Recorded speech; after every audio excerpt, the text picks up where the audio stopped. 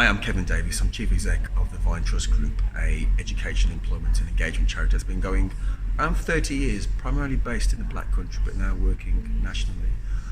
Our remit in the main is to focus on young people who need a little extra support, and not just those who've been challenged by the education system because of behaviour, that's what we do, but also that aspiration about what we can do to try and employ and educate and elevate young people into society. I'm here at the ALP conference asked to be speaking about how we reach and engage hard to reach young people. And what I've found through my own journey, and similar background to perhaps a lot of the young people that have been on that journey, is about aspiration, giving examples, showing people that they can get out of their current situation, giving the right support and motivation. I was fortunate growing up primarily in a single parent family in Walsall in West Midlands, second generation Jamaican immigrants, with a family that believed in education and probably didn't have those examples in the home, but actually felt, let's try and make it in the UK. And I've tried to emulate that in my own journey, going through university and business, but then coming out and developing a number of social enterprises, including a multi-academy trust that has a curious mix of 2 grammar schools, 2 comprehensive secondary schools, a studio school which I founded a few years ago, and a new alternative provision school called The Ladder. And what we've done is try to give examples to young people progressing through the education system, presenting them with real opportunities, with real time businesses, big and small, well known and not so well known, and then using them as examples as peers to encourage others to step up as well.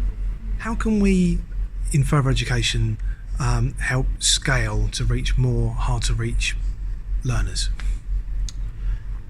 It's a tough question, and it is the question of the moment in some respects, the whole issue around social mobility versus social justice. I think social justice argument is the big picture. How can we make this a society where everybody can access and achieve their own personal goals and ambitions? But I think that is the long term. That long term, I think, is about collaboration, is about getting different perspectives, it's about speaking to power and saying, let's do things in a different way.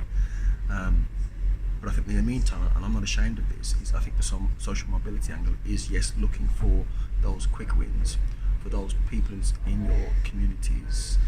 in your schools, who actually can excel, and accelerating them into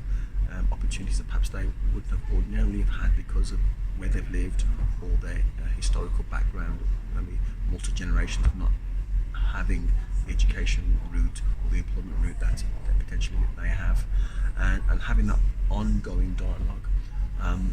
What I'm learning, and there's still much to learn on this journey, is pulling together the different protagonists from education, from media, employers, and presenting them to our politicians, the policy makers, to say, what can we do locally? And I think there is something about the local, the very local, the micro, as opposed to big macro schemes that can be potentially utilised, not scaled up in the sense of they've got to become some huge edifice, but maybe lots of multiple different examples that are bespoke to each community that we work and learn in.